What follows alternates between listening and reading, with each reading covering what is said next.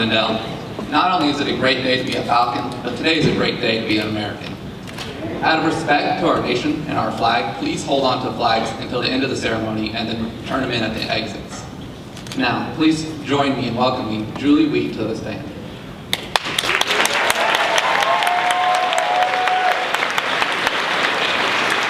Thank you for being here today. Will you be seated?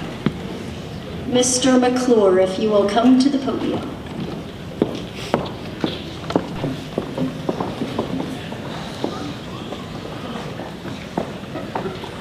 Good morning. I'm Tim McClure, Mayor of Springfield, and so pleased and honored to be here today on this very, very special occasion as we recognize one of America's greatest generation. Next month, June the 6th, will mark the 75th anniversary of D-Day when France was invaded. A year from now, we will celebrate the 75th anniversary, recognizing and honoring and remembering those who contributed so much to the freedom which we have today. That will mark the end of World War II. It's my honor to recognize a member of that greatest generation.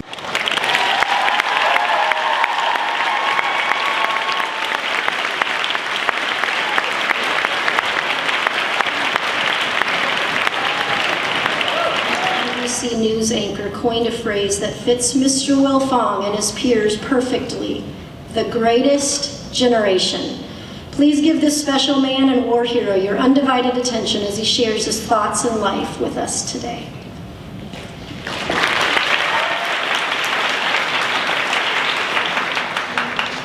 As I give Buck these questions, you will see PowerPoint slides behind with some details that I think will give all of you some ideas and more detail about the Merchant Marine Corps. I will refer to some of them, and some of them are just for you to read. Okay. Buck, will you begin telling us when and where you were born, and where did you go to school, and your journey into the Merchant Marine Corps? Well, I was born down in southeast Missouri in the sticks between Poplar Bluff and Cape Girardeau. And the address was Wapatilla, Missouri. And I went to school in a one-room schoolhouse where there was approximately 25 kids. And I walked 3 miles to the school, and some of the kids, 2 girls in particular I remember, rode horses to school and tied them up, and they were there, of course, to ride them home. But what was the rest of the question? What age did you go into the Merchant Marine Corps? I was 19 when I went in. And I'd been classified as 1A, and I knew I was going to have to make a decision. But I had little talks with some of the soldiers. I'd heard about them, having to sleep in the foxholes, and what kind of a life they had. So I had never heard of a merchant marine.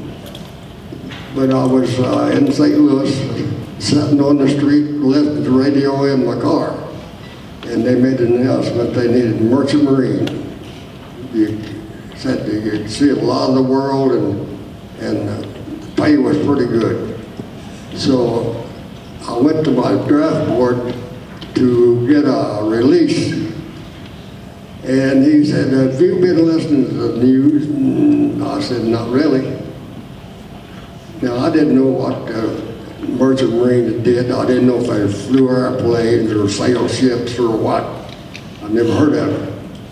But he says that they're knocking them merchant ships off one every day, especially in the North Atlantic.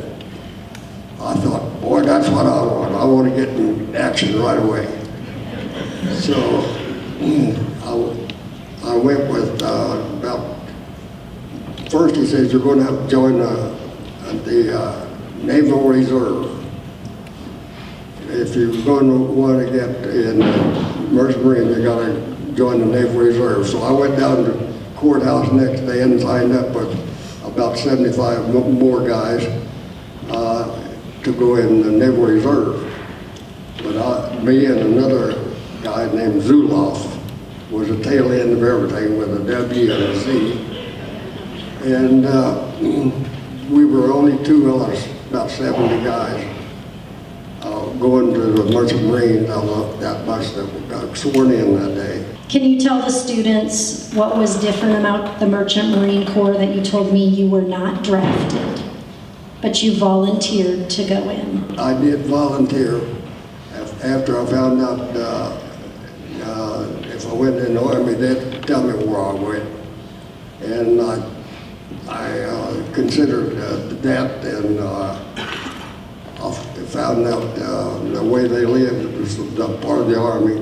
I thought, well, if I join the Merchant Marines, if I stay afloat, I'll have a dry bed to sleep in. So I decided I'd go that route. That's great. Can you explain the function of the Merchant Marines? I'm sorry? The function, what do the Merchant Marine Corps do? Because I was unsure of this, and Buck and Earl both explained. The Merchant Marine Corps is totally different than the Marine Corps. The Merchant Marines had a totally different function. So will you explain what they did, what you did? Well, our job was to deliver whatever the Army needed. And we was on ships all the time. And we carried everything from wristwatches to tanks. Very good. And food and ammunition. And So all the cargo that the war was putting around the world. that's correct. Okay. I went to California to catch my first ship, and I went into Richmond, California, and they just finished a brand new ship. So they put a whole new green crew on that ship. Nobody knew what to do. There's 3 guys that had been on ships before. Them was the engineers. So we left San Pedro. We picked up a little freight all the way from Frisco to San Pedro. But we left San Pedro fully loaded. And we're going about 2 weeks. And the ship I was on was a fast dude there. And you could go about 12 knots an hour. A knot is a mile and an eighth an hour. So 12 miles an hour was fast. Yeah. So we were going about 2 weeks, and we ran into rough weather. And I didn't have enough sense to be scared at the time. I thought, well, there's other ships just like us in the middle of this. We're in a typhoon. And I mean, I wondered how we were going to get out. Because I walked up to the captain's deck one day, and I could barely see the front of the ship. The nose was sinking. But I stood there and watched it come out slowly. But when the nose came out, the rear end went down. And part of my job was, when I was on watch, was to, down in the engine room, underneath the water, when the screw came out of the water,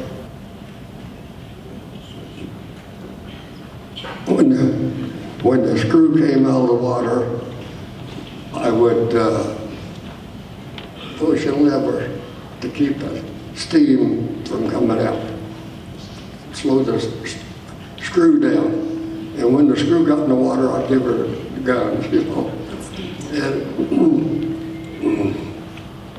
I run the guy that was tending the boilers. I run him crazy because when I gave it the steam, suck the water out of his boilers. And when I shut him off, the boiler would fill out too fast.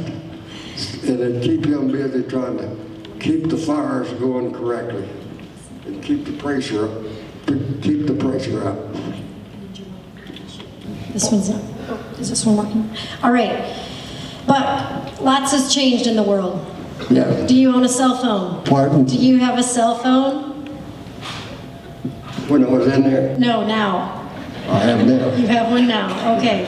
You've seen the world change a lot, correct? Yes. What was the world like in 1940 when you got on that ship? How did you know what was going on during the war? Well, there was one man on board each ship that took care of the information. And if he wanted us to know anything, he gave us the information. We didn't know how the war was going or anything until he come down the mess hall and tell us how we were getting along. So you had one man. Yeah. But If someone fell sick or perhaps even died on this ship, what was it protocol to do? well, the master, who was the law of the ship, and we went up, or somebody went up to his office one day and found him dead. And I happened to be off duty that day, so I helped sew him up in a plastic bag, not a plastic bag, a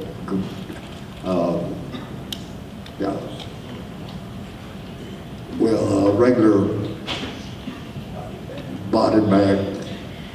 But I helped sew him up in that bag and put weights on his feet, and we put the edge of his feet over the edge of the ship.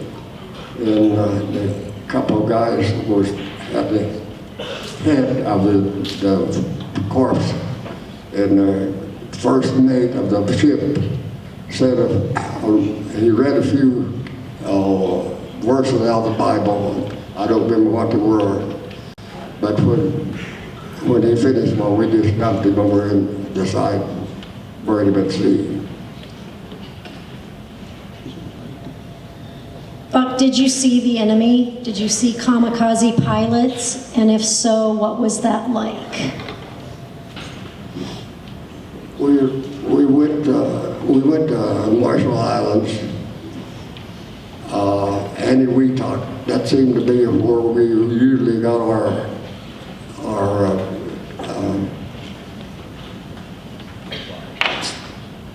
we got our information where we was going from there, whether we be going south or north, and we talked in Marshall Islands. But this day, we were leaving Eniwetok, and all of a sudden we had a plane flying around us, pulling a target, and every man that had a battle station was on battle station. We were practicing, and they announced that we were going to Okinawa, and it was suicide planes would be meeting us there. And that's why we were practicing with our guns. And they didn't like us when we got to Okinawa. We were there 28 days, and I think just about every day we had from 1 to 5 Kawasaki planes come in, trying to pick one of us off. How did you cope with fear of the war, and why were there so many casualties and deaths among the merchant marines? Well, why there were so many casualties, I think, because we wasn't supplied for a fight. We tried to avoid a fight, and we'd go all our way to keep from fighting. But sometimes you had to fight. a little bit. But as far as fear, we were too busy for me to worry about being scared much. And you get used to it. I guess by the training we had and everything, and by being so busy at the time, you didn't worry about too much about getting sunk or getting torpedo on the side and all that stuff. And I just wanted to reiterate, if you heard Buck say, the Merchant Marines their main mission was to take cargo around the world, and so the government didn't equip them with ammunition and weapons in order to fight. And so when you see the screen behind Buck right now, you will see they had the highest ratio of casualties. 1 in 26 merchant Marines were killed, and that was because they didn't really have much of a way of defending themselves. They were just the logistics of the war. They were moving cargo and equipment. And so I think that's an interesting thing about the Merchant Marine Corps. All right, Buck, your last thing I want you to share today is what would you like to leave with our young people today?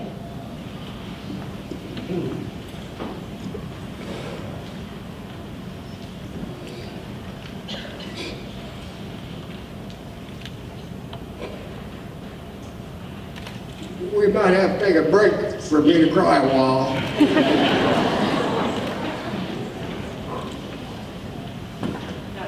I remember one of my pastors one time prayed a prayer that touched me.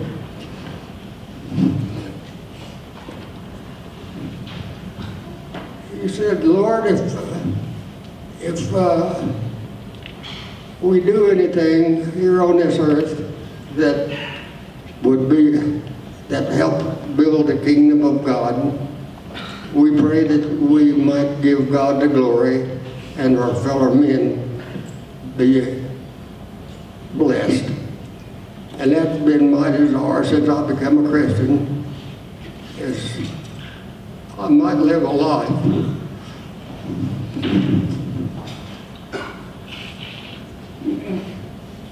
before my fellow men, that I might help them become a Christian. And when I think about my God and my country and my flag, that's when I start crying. But I can't believe the amount of people and friends that I have.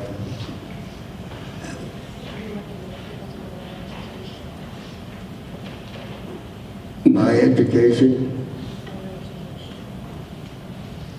yes, the education, I know when you were in high school and you were thinking about getting out and getting a job, but let me tell you, don't stop getting an education.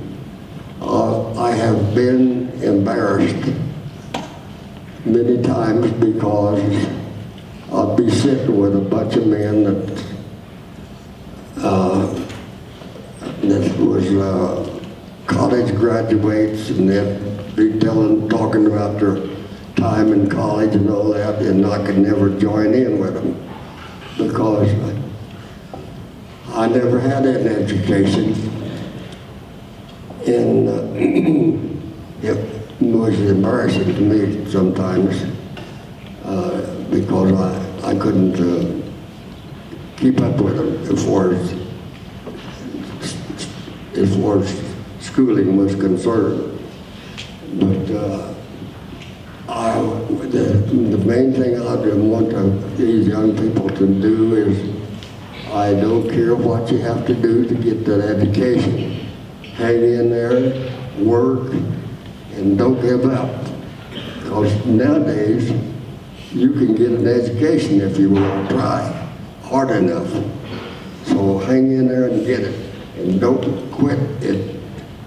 Just education in the high school and college, just keep it going. I think we would all agree that Buck has quite an education. Thank you.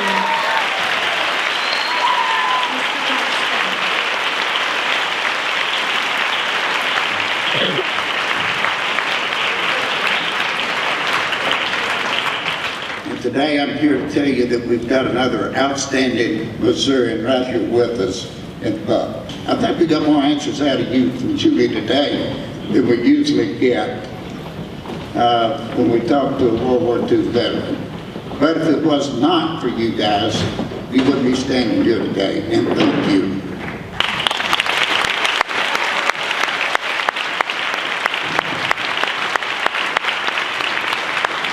I've got a little something here for you that I understand, and I'm coming your way.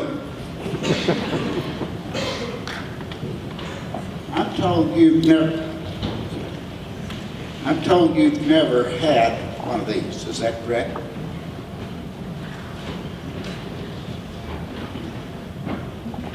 Here you go. Well, you get to put that on right now.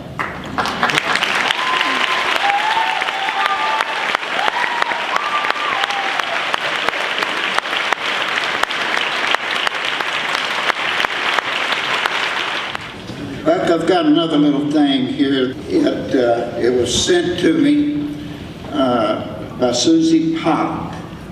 So I'm honored today to hand you this resolution signed by Elijah Hara, Speaker, who is a Springfield representative.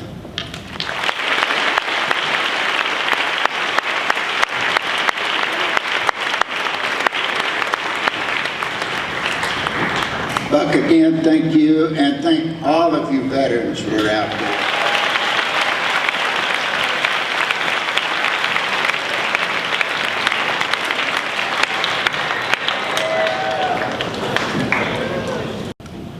As part of the greatest generation, you and millions of other brave Americans willfully sacrificed for the good of the world.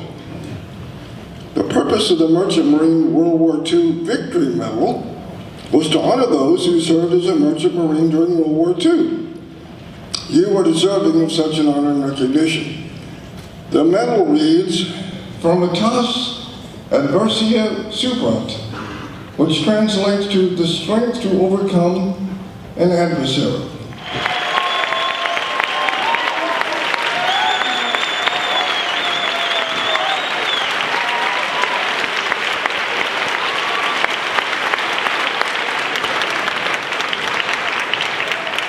Without this man, without Mr. Newman, Buck's son-in-law, none of this would have been possible.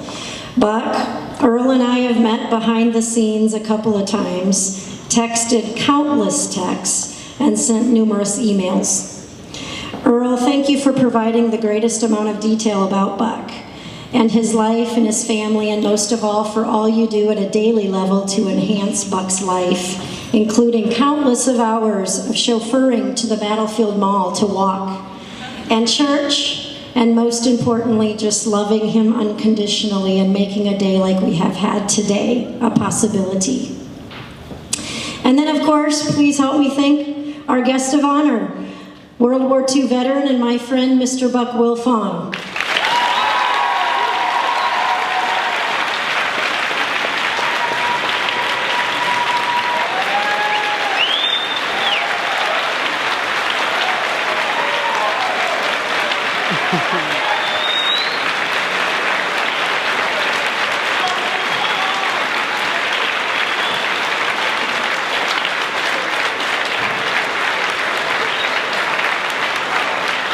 Mere words cannot express my gratitude for your willingness to come here today and share your life. Remember, Buck, at one of our meetings at Jimmy's Egg, you said, when I asked you if you enjoyed your assisted living in Nixa, he said, I enjoy it, but I get tired of hanging out with all old people. You have have just spoken to 1,200 young people. Thank you so much for coming to Glendale and bringing history alive for our students. We're not only grateful for your attendance, but for everything you've done for our country, so thank you for that. As we close the ceremony today, I believe it's only fitting to honor you as one of our own.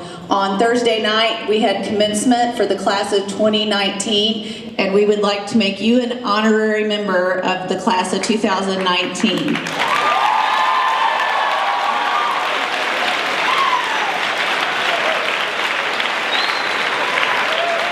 Maybe you can wear your class of 2019 mall walking t-shirt.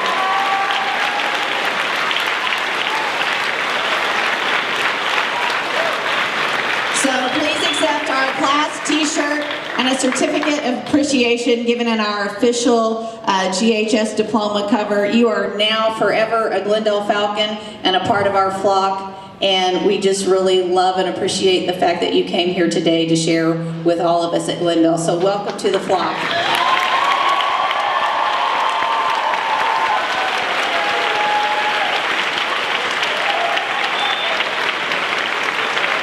Let me just remind you, on your way out, you'll go back to 3rd block and you'll put your flags in the buckets by the door provided. Thank you for coming today.